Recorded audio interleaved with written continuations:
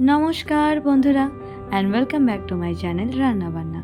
বন্ধুরা, আজকে আমি যেই সুস্বাদু টেস্টি আমাদের সবার অতি প্রিয় একটা রেসিপি নিয়ে হাজির হয়েছি, যেটা অবশ্যই তোমরা দেখতে পাচ্ছ, খিচুড়ি, যেটা 8 থেকে 80 সবাই ভালোবাসি। তো বন্ধুরা, আজকে আমরা খিচুড়ি বানিয়ে নেব। সকাল থেকেই বেশ একটা বৃষ্টি বৃষ্টি ওয়েদার, তাই কর্তামশাই বলল এই ওয়েদারে একটু খিচুড়ি হয়ে যাক। আমিও ভাবলাম যে হ্যাঁ, আজকে তো খিচুড়ি খাওয়ারই ওয়েদার, তাই একেবারে চটপট শুরু করে দিলাম। তো যাই হোক বন্ধুরা, প্রথমেই দেখো গোবিন্দভোগ চালটাকে কিন্তু 8 ঘন্টার মতো ভিজিয়ে রেখেছিলাম। গোবিন্দভোগ চাল কিন্তু কোনো দিন বেশি ধুতে নেই, কারণ বেশি ধুলে আবার চালের গন্ধটা চলে যায়। তো যাই হোক, আমি 8 ঘন্টা ভিজিয়ে রাখার পরে এটাকে আমি দুবার ধোয়া দিয়ে নিচ্ছিলাম। এমনিতেও এই চালটা পরিষ্কার থাকে, খুব বেশি ধুতে এটাকে লাগে না। এই দেখো, আমি এখানে এটাকে 2টো ধোয়া দিয়ে নিয়েছি, এটাই এনাফ। এরপর আমরা কড়াইতে প্রথমে একটু মুগ ডালটা ভেজে নেব। এই দেখো, আমরা এখানে কড়াইতে প্রথমে মুগ ডালটা দিয়ে দিলাম, আর এবার আমরা এটাকে একেবারে লো ফ্লেমে ভেজে নেব। বন্ধুরা, আমাদেরকে কিন্তু এই ডালটা ততক্ষণ ভাজতে হবে যতক্ষণ না এটা থেকে একটা ভাজা ভাজা গন্ধটা বেরাচ্ছে। তার আগে অবধি কিন্তু আমাদেরকে খুব ভালো করে ডালটাকে ভেজে নিতে হবে। আর এই ক্ষেত্রে বন্ধুরা, আমাদের কিন্তু আঁচটা বাড়িয়ে দিলে চলবে না, আমাদেরকে কিন্তু একেবারে এটা আঁচটা কমিয়ে নিয়ে ডালটাকে ভালো করে ভেজে নিতে হবে। আমার কিন্তু বন্ধুরা এই ভাজা মুগ ডালের গন্ধটা বেশ দারুণ লাগে। তো যাই হোক বন্ধুরা, এরপর আমরা যেটা করব, এই ডালটাকে প্রথমে আমরা একটা হাঁড়িতে নিয়ে নিলাম। এই দেখো হাঁড়িতে এটা আমাদের নেওয়া হয়ে গেছে। আর এরপর আমরা এটাকে একটু ভালো করে জল দিয়ে ধুয়ে নেব, কারণ ডালের মধ্যে একটা আলগা ময়লা কিন্তু থাকেই, তাই আমরা এটাকে ভেজে নেওয়ার পরে ধুয়ে নেব। তবে হ্যাঁ বন্ধুরা, ডালটা কিন্তু এই সময় একটু গরম থাকে, একটু যখন দেখবে ঠান্ডা হয়ে এসছে তখন ধোবে। কারণ এরকম আমার সাথে প্রথম প্রথম হতো, সাথে সাথেই যখন হাত দিতাম হাতটা কিন্তু বেশ একেবারে ছ্যাঁকা খেয়ে যেতাম। এই দেখো, এখানে কিন্তু আমরা ডালটাকে ধুয়ে নিয়েছি। এরপর আমরা প্রথমে ডালটাকে এখানে ওভেনে আমরা চাপিয়ে দিয়েছি।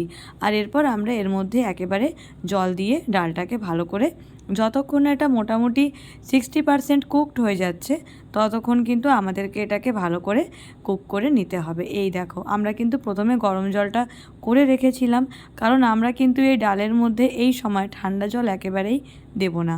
আমরা কিন্তু প্রথম থেকে জলটা করে রাখবো, সেই গরম জলটাই আমরা এটার মধ্যে দিয়ে দিলাম।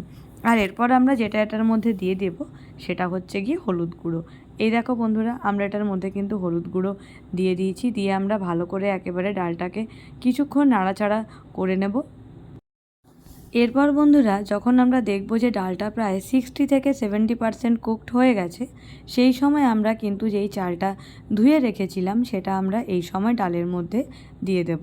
বন্ধুরা, মনে রাখতে হবে মুগ ডালটা কিন্তু সেদ্ধ হতে সময় নেয়, তাই ডালটা যখন 60 বা 70% কুকড হয়ে যাবে সেই সময় কিন্তু আমাদের গোবিন্দভোগ চাল দিতে হবে, কারণ এটা আমরা সবাই জানি যে গোবিন্দভোগ চাল কিন্তু সেদ্ধ হতে একেবারেই বেশিক্ষণ সময় নেয় না।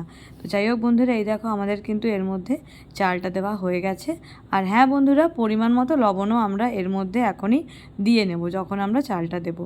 এরপর আমি এটার মধ্যে দিয়ে নিলাম ভাজা জিরে গুঁড়ো। এই দেখো বন্ধুরা, ভাজা জিরে গুঁড়ো দিয়ে নিলাম।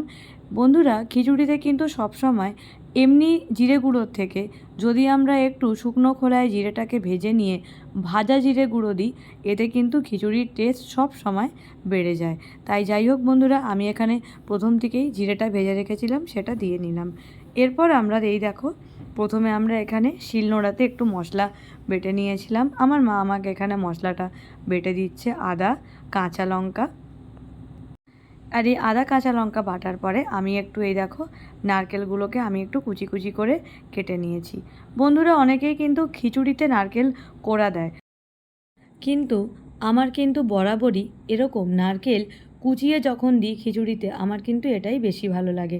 তাই আমি আমার যখন নিজের ইচ্ছা হয় যে আমি খিচুড়ি করি, আমি কিন্তু তাতে তখন নারকেল কোড়া দিই না, আমি কিন্তু সেটার জায়গায় এরকম সুন্দর করে নারকেলটা কুচিয়ে দিই। হ্যাঁ, এতে সময়টা একটু বেঁচে যায় ঠিকই, কিন্তু বন্ধুরা, খিচুড়ি যখন খাবো তখন একটু তো ওটার জন্য মেহনত করতেই হবে, তাই না? আবার দেখো, একটা হিন্দি ওয়ার্ডও বলে ফেললাম এর মাঝে।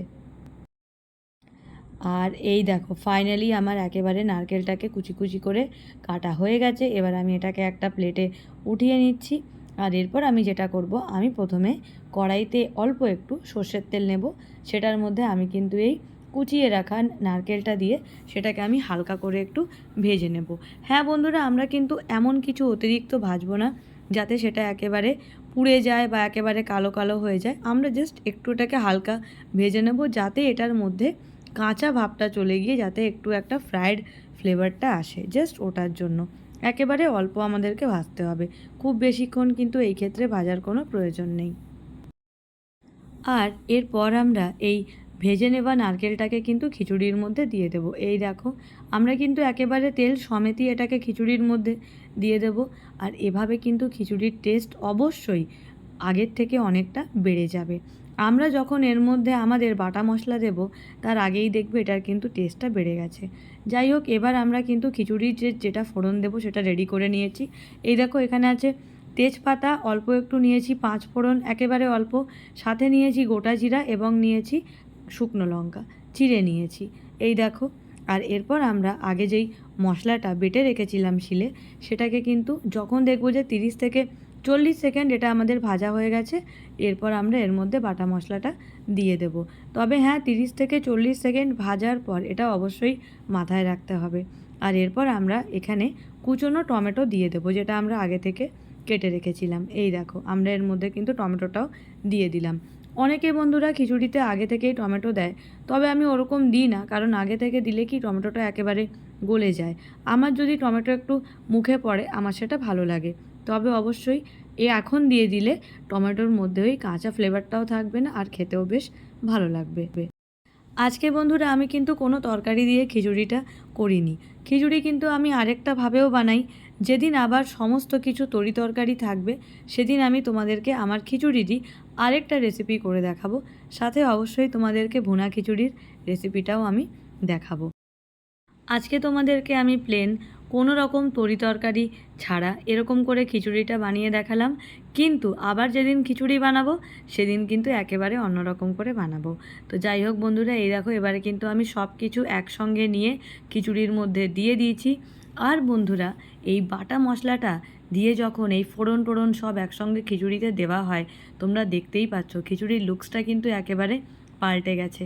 এখন কিন্তু দেখে খুবই সুন্দর লাগছে এবং খুবই টেস্টি লাগছে। আর সত্যি বলতে কি, খেতেও এটা ওরকমই টেস্টি হয়েছে। এই দেখো কি সুন্দর লাগছে দেখতে। আর এরপর আমরা যখন একেবারে খিচুড়িটা নামাবো তার আগে আমরা অল্প একটু পরিমাণ মতো চিনি দিয়ে দেবো, যাতে খিচুড়ির মধ্যে একটা মিষ্টি ফ্লেভার থাকে। একেবারে হালকা মিষ্টি, বেশি মিষ্টি আমরা দেব না। আর তারপর আমরা যেটা দিয়ে দেব সেটা হচ্ছে পরিমাণ মতো ঘি। বন্ধুরা, তোমরা যে যেরকম ঘি খেতে পছন্দ করো সেই পরিমাণে দেবে। আমি যেহেতু ঘিটা খুব বেশি পছন্দ করি না, তাই আমি মোটামুটি দিলাম। তবে হ্যাঁ বন্ধুরা, তোমরা যদি একটু বেশি ঘি খেতে পছন্দ করো তোমরা দিতেই পারো। আর এই যে এরপর আমাদের খিচুড়ি একেবারে রেডি টু সার্ভ। এই দেখো, এখানে একেবারে গরম গরম খিচুড়ি এসে গেছে। তবে হ্যাঁ বন্ধুরা, আজকে সাথে শুধু ছিল আমাদের ডিম ভাজা আর পাঁপড় ভাজা, আর সঙ্গে ছিল একটু আচার। অন্যদিন অবশ্যই আমি যেদিন পাঁচমিশালি তরকারি বা লাবড়া করব সেটার রেসিপিটাও তোমাদের সাথে আমি শেয়ার করে নেব। তাহলে বন্ধুরা, আমার আজকের এই রেসিপিটা তোমাদের সবার কেমন লাগলো আমাকে অবশ্যই জানিও। যদি ভালো লাগে তাহলে প্লিজ আমাকে সাপোর্ট করে এই জার্নিতে আমার পাশে থেকো। আর যারা আমার এই চ্যানেলে নতুন বন্ধু তাদের সবাইকে জানাই অসংখ্য ধন্যবাদ এভাবে আমাকে সাপোর্ট করে আমার পাশে থাকার জন্য। তোমরা যদি কোনো নতুন রেসিপি দেখতে চাও সেটাও আমাকে অবশ্যই কমেন্ট সেকশনে জানিও। তাহলে আজকে আসি, সবাই খুব ভালো থেকো, সুস্থ থেকো, আর অবশ্যই দেখতে থেকো কি কি আবার রান্না বান্না। টাটা।